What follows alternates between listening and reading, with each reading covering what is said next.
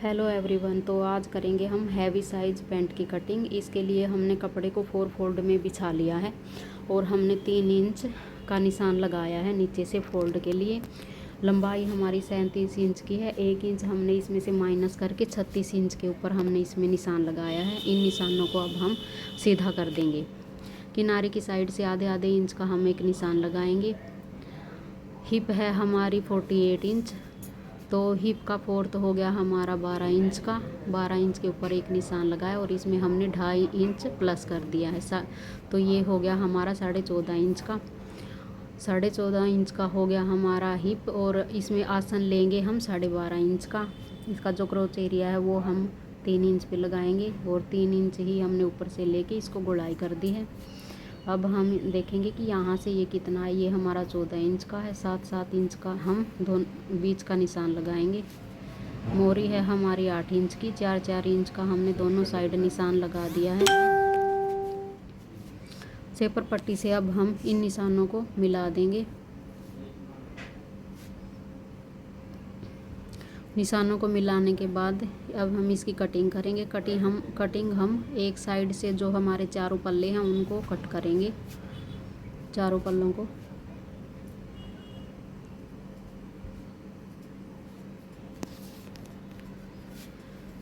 जो किनारी वाली साइड है उस साइड से हमने इसके चारों पल्ले कट कर दिए हैं। आसन वाली साइड को कट नहीं करना है। अब हम इसके सिर्फ 2 पार्ट ही उठाएंगे और उसको हम कट कर देंगे। जो हमारा ऊपर का एक्स्ट्रा कपड़ा है उसको हम सीधा कर देंगे और जो हमने जो फ्रंट पार्ट के निशान लगाए हैं उनको हम कट करेंगे।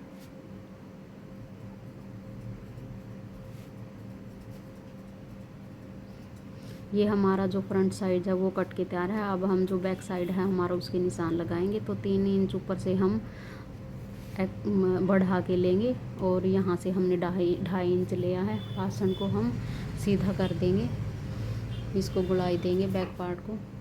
1.5 इंच हमने मोरी की साइड से नीचे से लिया है और सेपर पट्टी से अब हम इसको आसन में मिला देंगे।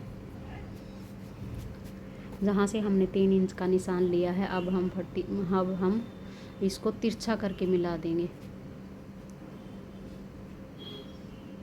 ये हमारे जो बैक पार्ट है उसके निशान लग चुके हैं। अब हम इसकी कटिंग कर देंगे।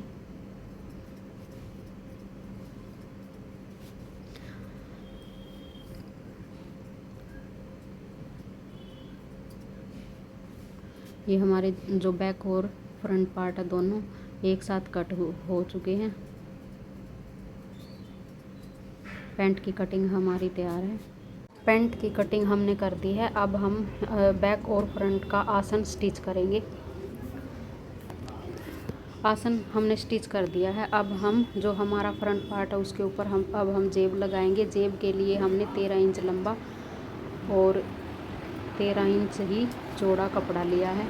अब हम इस कपड़े को जिस साइड हमें जेब लगानी है उसके ऊपर हमें सीधी साइड ये कपड़ा बिछा देना है और जेब का निशान लगाएंगे। ऊपर से हमने लिया है 2.5 इंच और लंबाई हमने इसकी ली है 6 इंच की। एक बॉक्स तैयार कर लेंगे। यहाँ पे ये हमने बॉक्स तैयार कर दिया है। अब इसकी गोलाई देके इसको हम गोलाई देके और इसको कट कर देंगे।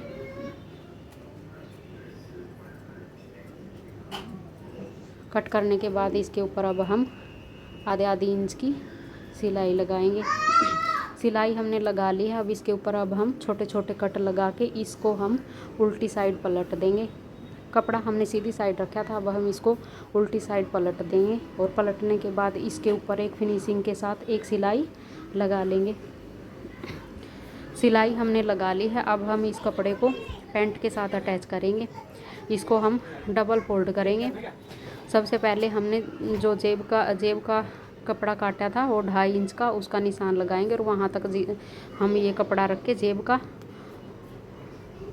और ऊपर से पैंट के साथ इसको अटैच कर देंगे। जेब का कपड़ा जो लिया था उसको भी हम नीचे से सील देंगे। ये हमने पैंट के साथ इसको अटैच कर दिया है। जेब हमारी लग के तैयार है। ये पीछे से कुछ इस प्रकार दिखेगी। अब हम बैक पार्ट लेंगे। बैक पार्ट को हम फ्रंट पार्ट के साथ अटैच कर देंगे एक साइड से। एक साइड हम सिलाई नहीं लगाएंगे, एक साइड से हम इसको सिल देंगे। एक साइड से सिलने के बाद अब हम इसके ऊपर जो बेल्ट का हमने कपड़ा लिया है वो अटैच करेंगे। ये हमने इसकी चौड़ाई 3 इंच ली है जो बेल्ट का कपड़ा है।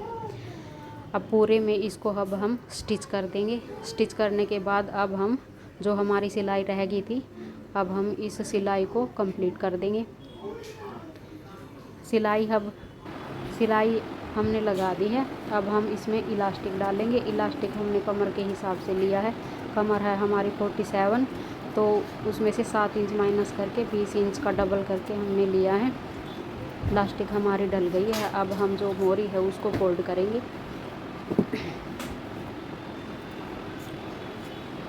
मोरी को फोल्ड करने के लिए लंबाई के हिसाब से हमने एक कट का निशान लगाया है, और जहाँ तक हमने कट का निशान लगाया है सिर्फ हम वहीं तक फोल्ड करेंगे। इसको हम इस तरीके से फोल्ड करेंगे कि पहले हम एक फोल्ड उठाएंगे और उसको जहाँ तक लंबाई है वहाँ तक फोल्ड करके उसको अंदर की साइड फोल्ड करेंगे, और दूसरा हम ऊपर की साइड फोल्ड कर देंगे और इसके ऊपर पूरी गोलाई में स्टिच लगा देंगे। अब हम इसको पलट देंगे। पलटने के बाद जो हमारी सिलाई है वो अंदर की साइड चली जाएगी और ये फिनिशिंग के साथ हमारी मोहरी तैयार हो जाएगी। अब हम मोहरी के ऊपर सिलाई लगा देंगे। मोहरी के ऊपर हमने सिलाई लगा दी है। पैंट हमारी सिल के तैयार है। वीडियो कैसी लगी कमेंट में ज़रूर